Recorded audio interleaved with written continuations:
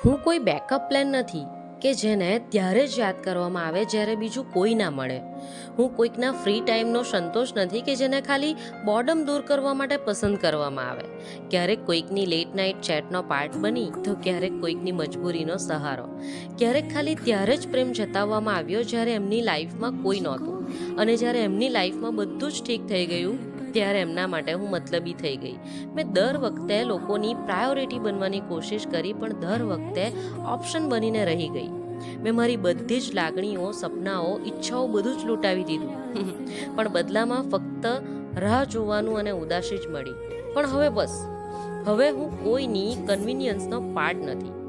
હવે હું મારી લાઈફની, મારી કહાનીની હિરોઈન છું. હવે જેણે સાથે રહેવું હોય એ દિલથી રહે, બાકી હવે પછી કોઈકના દિલને રીઝવવાનો રસ્તો મારી પાસે નથી. હકીકત એ છે કે જ્યાં સુધી આપણે પોતાને એક ઓપ્શન માનતા રહીશું ને, ત્યાં સુધી લોકો આપણો યુઝ કરીને છોડતા જ રહેશે.